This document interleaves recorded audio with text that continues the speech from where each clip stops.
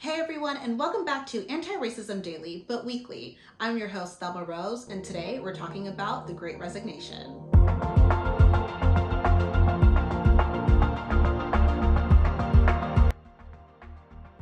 America is currently undergoing one of the largest labor movements in our history, coined by psychologist Anthony Klotz as the Great Resignation. In August, 4.3 million Americans quit their jobs. In September, 4.4 million Americans quit their job. In total, 34.4 million Americans have quit their job in 2021, and many aren't returning until their needs are being met. This movement is so massively impactful that October was officially dubbed Striketober to reflect the 10.4 million vacant jobs of the month. From healthcare workers and educators to auto workers, restaurant staff, and corporate employees, can you think of any other time where we were evaluating our careers and the systems that sustain them at the same time?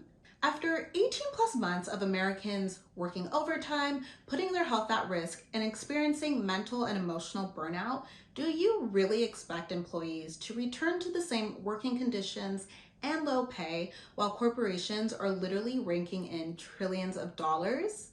Especially when the national minimum wage has not increased past $7.25 in 12 years. In fact, today's minimum wage is worth 21% less than it was 12 years ago and 34% less than it was in 1968.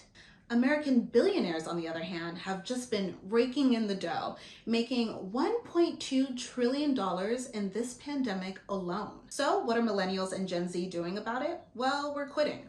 And in the most dramatic fashion too. What else can you expect from two generations brought up on reality shows where Maury cameramen, double-ass track stars, and throwing a glass of wine in someone's face gets you your own spinoff? Let's play an imaginary game where, bear with me, Americans were paid a living wage. Conservatives call it a fever dream, and everyone else calls it human rights or Sweden. America, be like Sweden.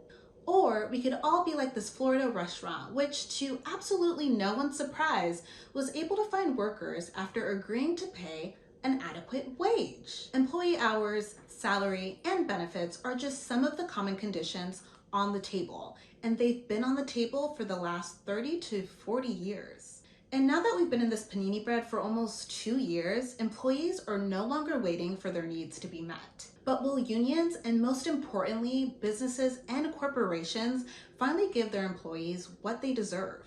So the next time you hear that America is experiencing a labor shortage, remind them there is no labor shortage. This is a labor revolution. Thank you guys so much for tuning into this video. Make sure to subscribe to our channel and subscribe to our newsletter where you can get daily topics like this sent to your inbox every morning.